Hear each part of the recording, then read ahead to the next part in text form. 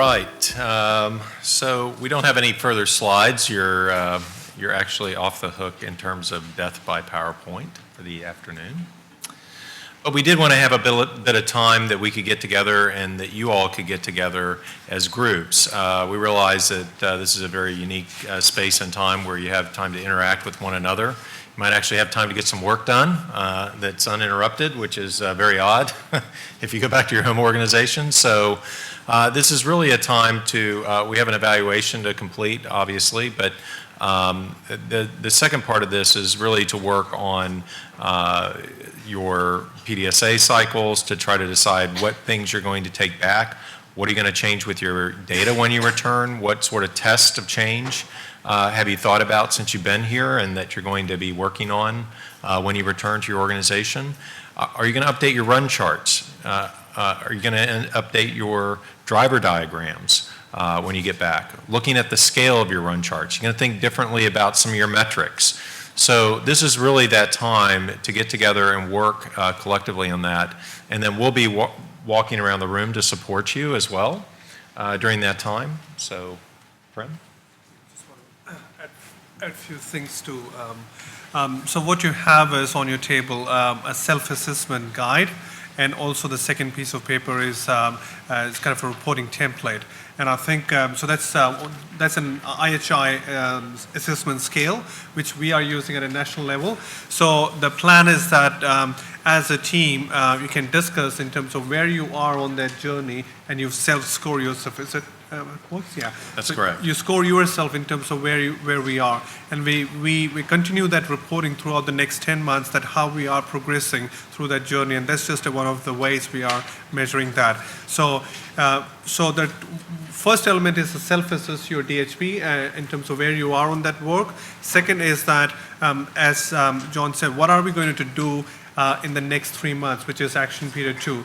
So what are some of the existing PDSA we are working on now, and what are some of the PDSAs we are working on next month? So we need to have a clear plan. Where are we going with this? What are the things we are aiming to do in the next coming months? So if you look at your reporting template, it got 3 sessions which says PDSA completed, in progress, and what are we going to do next month. So we need to be very clear what are the testing we are doing and what are we going to take next month. So this is, and also based on the feedback from yesterday, we've compiled the feedback from yesterday in terms of where we need to focus on, and I think some of the things which has emerged, like driver diagram and other things. So this is a good time. We got quite a bit of time. And it's a great opportunity to go back and look at your documentation, and do you want to refine anything, because we have John here with us to help us modify some of those driver diagram measurements. So take that opportunity and time and utilize John to modify your documents or add or delete new things. So yeah, thank you. Are they going to get back in the harm groups? Is that no, this is individual DHB. Individual DHB, okay. So one of the things I want you to think about as you're working in your groups today too, remember when we were talking about process measures, outcome measures, and balancing measures. And it really depends, that concept of a balancing measure. So what might be a balancing measure for one group might be actually an outcome measure for the other group. So if you haven't really committed to having some balancing measures, one of the things we didn't go into a lot of detail here, but whenever you're doing an improvement project, you probably need almost about they end up using about 8 or 9, sometimes 10, 12 different measurements that we're actually measuring. So it's a mix of process metrics, outcome metrics, and then balancing metrics. And so if you haven't committed to that, you might want to steal shamelessly from another table that has worked a lot on their operational definition for a metric. You don't have to, but it's not a bad way to rapidly get those metrics on board. And you can kind of share what the other group's doing. If you think about it, it's also a terrific way to leverage all the learning across the entire organization. So, but that's just something to consider as you're looking out, and kind of go back to your driver and go back and think about, is this a process metric? Is this an outcome metric? Do I need to refine it a little bit to capture the data I'm trying to capture, and those sort of things. So just a little provocative thought there.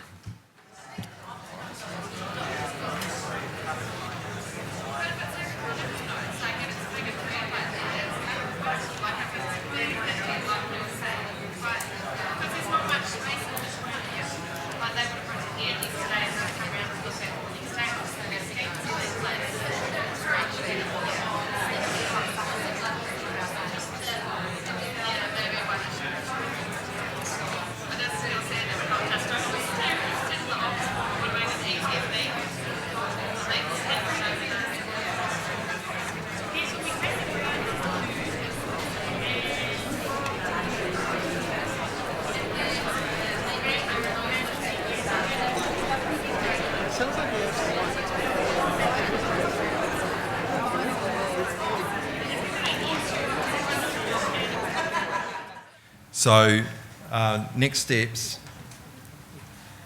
I've got the enviable task of telling you what you're going to do over the next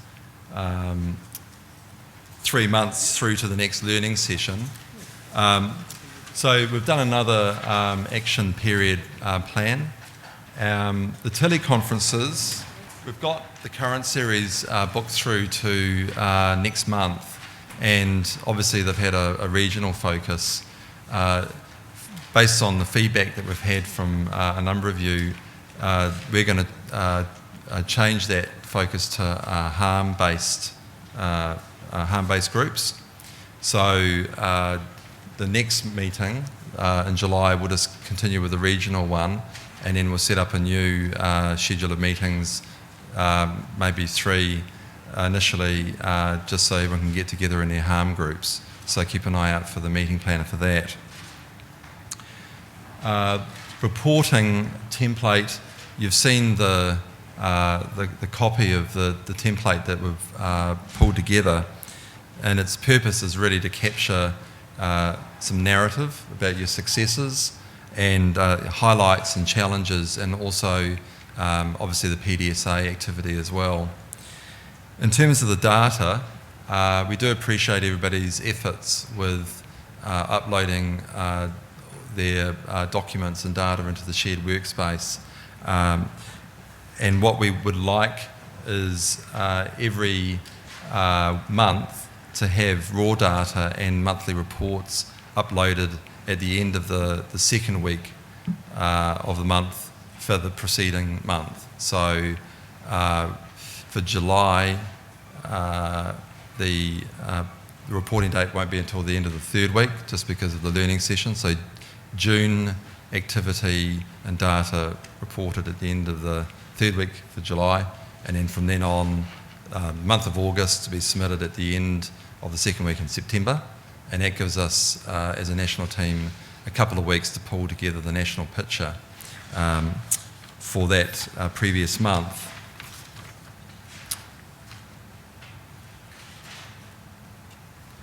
And I suppose when we talk about data, and we've been pushing it quite hard as a national team in terms of people submitting things on time. We do appreciate the pressures everybody is under, but going into this action period, it's going to be very important that we get that data in a timely fashion. So not wanting to crack the whip too hard, but there are risks if we go into the action period and we get behind on data submission in terms of keeping everybody at the same level. So just a request that you do adhere to the deadlines, please. In terms of the framework, I'll send an email to the project leads next week, and we do value any feedback and comments you have about the reporting template and also the framework. And like everything within this formative collaborative, we're doing PDSAs on things as a national team as well, so we do value your feedback about that. In terms of the webinars, we did have some scheduled for the last period, but the focus really went on to the site visits and also supporting everybody with their baseline data collection. So we didn't have any, but we do plan to have some in the next period, and we would really like to hear from you what you would like those webinars to be about. So feel free to contact anybody in the national team with any ideas about those. Also, Dhb Visits. We did 15 visits in the last period. There are a few DHBs that we didn't get to, so we do still want to visit those DHBs. And just in conversation with many of you today, some have already signalled that they would like us to pop down wherever they are or pop north to have a visit to provide additional support. And also we may visit DHBs that we think could do with some input. But we'll see how that goes. So the invitation's there, and again, please let us know and we can arrange those dates and times. So learning session 3 seems a bit harsh talking about the next learning session when we're just coming to the end of a busy 2 days, I can guarantee that it will be a warmer venue. It's going to be in Auckland in October. For you people like me that love the cold, I'm sorry about that. Not in welcome, okay, not in welcome. That's not what he means. It's going to be a warm venue. I can't guarantee that Auckland won't be hit by a cold snap, but it's on October 2021. Yeah, don't jinx it, please. The venue we're still locking in, so details about that will follow, and I hope that the registration process and also the way we manage the commission-funded flights and accommodation was reasonably straightforward for people. If people are happy, we'll probably follow a similar process for the next one.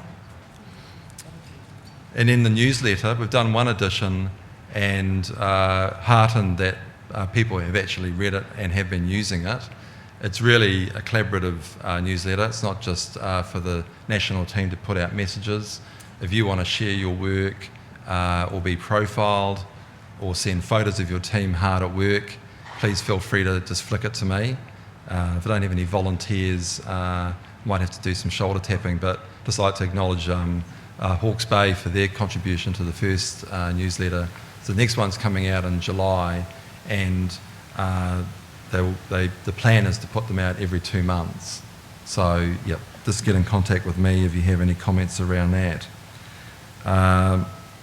So I'm going to hand over to Prem quickly. He's going to talk a bit about the data reporting, and I'll just come back with a few other bits and bobs.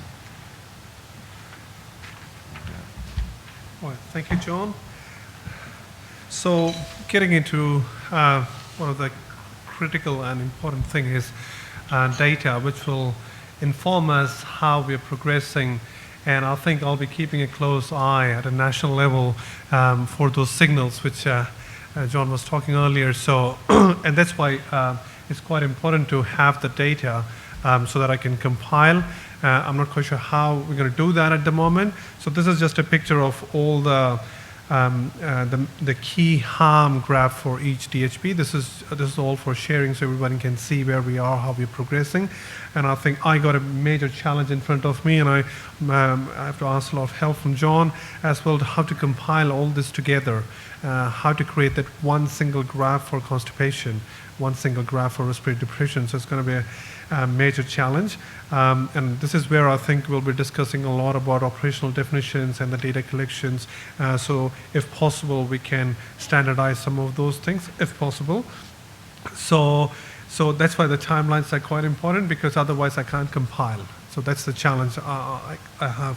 So now, the thing is, we want to learn all about data, and I think the Action Period 1 gave us a great opportunity to experiment with all our data and create graphs and see how it all works.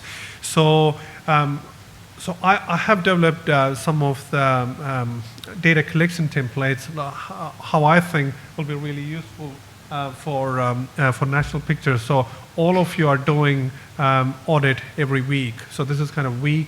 And I think at the moment you're doing minimum 5 charts to 10 charts. That's the range. And if you can give me at least the minimum data, which is how many harms, that's, I think, the starting point for me to compile. And I can share this template if that's helpful, because it will automatically update graph. And I think what I've done is that in an Excel spreadsheet, I've created the same template with multiple tabs, which is for outcome and multiple process measures. And on the last sheet, it will automatically create a dashboard for you. So you don't have to do anything extra. You just need to feed the data in. But this is a template I've created. And if you want to use it, more than welcome. I'm sure you all have your own ways of doing things, and I don't want to take that away. But feel free if you want to use one of these, because the key point is to get the data in a certain way. That's the main purpose of this. So, because at the end of the day, this is one of the ways I'm looking at the moment. So, if everybody is doing 5 charts, that will be, and that 10 DHBs who are doing constipation, we are looking at 50 chart audit across 10 DHB, and out of that, 5 or 10 patients. So my data point will be, again, weekly.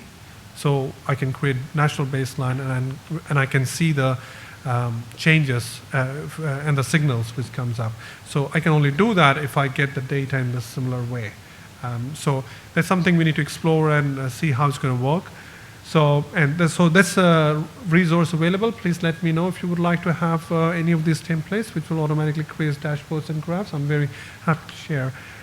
So this is how the dashboard look like for each DHB. And the reason, so this is just the templates. You just need to put the graphs. And this is a way you can share the work with your leadership, your stakeholder, and it shows a big picture. Because I'm not quite sure you're going to see a reduction in, say, constipation or respiratory depression straight away. It's a big dot. It takes time. But what you will be start observing is changes in process measure much quicker. So if you look at the overall dashboard, you can paint the picture that you can see we are improving our documentation, we are improving our prescribing. Yeah, constipation is still not, still the same, but you can see all the process measures moving. And we can see the balancing measure is stable, and we are not making the things worse. So this dashboard will tell you a picture about the overall harm and the other aspects related to harm. So that's the purpose of this, so that you can share what's happening as a data picture. So that's the key thing about data, and I think there are a lot of dashboards which are a bit ambitious here, try to create, and I need a lot more information from you and help from you in terms of driver diagram as well. How does the national picture look like? And I think I'll circulate the national driver diagram for your feedback and see what makes sense. And I'll circulate the dashboard, and if you think that there's a better way to do it, please let me know. Very happy to change, and it's all learning. It's my Pdsa's at the moment. So yeah, I'm on a learning curve as well. So any questions on data? Anything you would like to know? Okay. On the home stretch, and I know we've lost a few people, so I'm not going to talk for long. I guess just in the spirit of all share and all learn, I hope that we have done that today and that you've all got something out of the day. It's reassuring to hear the buzz of people sort of networking and sharing, either in your harm groups or in your DHB team groups. And we will wrap up very, very shortly, but I just want to reiterate thank you first to our national team as well, who have put in a tremendous amount of effort into making this happen behind the scenes. All of the DHBs who've presented here, and really touched by the the willingness to come forward and share. It's been excellent. Without putting Dr. John Krueger on the spot, before we wrap up and close, I'm going to ask him for just a few reflections from his own learnings and experience from his time here in New Zealand, and then we'll call it to a close. So, John. All right. Well, I want to thank each and every one of you. This was truly a pleasure. I've done quite a few collaboratives, and this collaborative, you guys came in and really showed a lot of energy and enthusiasm. I know it was freezing cold. We had a comment that I actually laughed until I almost cried last night. It said, "OMG cold," in the comment section last night. We thought that was awesome, and it was. But you battled through some adversity and got through some difficult times, and hopefully through all this you learned. Through it all, your reputation upholds you. Kiwi hospitality and can-do-it spirit is well displayed here. So you taught this American something about what it means to be a Kiwi, and I love that. I'm just very inspired by what I learned here from your country and from you as improvers, people that are engaged in improvement on very, very important work. Really, what Frank said today is the truth. Aside from the Danes, there's really not much work being done on this around the world. So in a sense, you are pioneers going out on this. I was just telling somebody there's only one measurement in NQF by the RAND Corporation, and around opioid-induced constipation, and that's really all you get when you look at RAND Corporation when they're trying to identify harms associated with opioids. So nobody's really tackled how do you write a good official metric that can be used across a variety of health systems and things like that. So the challenge that you're feeling about building a driver diagram, about getting your hands around and your heads around this problem and your hearts around this problem, frankly, is very real. And this is part of the struggle, and this is part of the journey, and hopefully I know what will come out of this is a lot of really, really good learning, but really the rest of the world is looking to you to help with this problem. And so cheers to that. That really takes a lot of guts to take on a problem like this. But I know I'm absolutely convinced after talking to you all that everyone's up for the challenge. So we had a good couple days here, but the learning doesn't stop. And so IHI is here to support you all. You're part of a family of healthcare improvement people around the world. This is a big and growing family. IHI is now international. I'm one of about 70 healthcare improvement fellows that are IHI improvement fellows around the globe.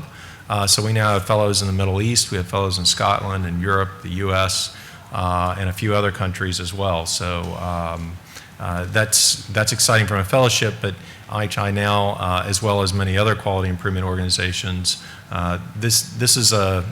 we're building this as a science that can be sustained and hopefully as a platform to make big changes, not only in healthcare, but in a whole lot of other industries around the world. So I want to just thank you for your time and efforts, and I really enjoyed myself, and thanks for being so attentive and polite, and for putting up with the mean, evil person who was throwing you all kinds of curveballs in the red ball game. So, yeah, sorry to be so mean.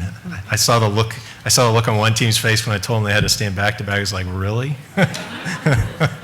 So anyways, thank you very much. And safe travels. Before you disappear,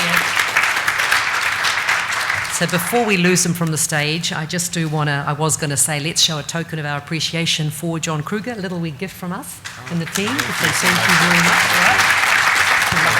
Lovely having him here, and they will continue to support us. So safe travels, everyone, and thank you all very much for your contribution and attendance.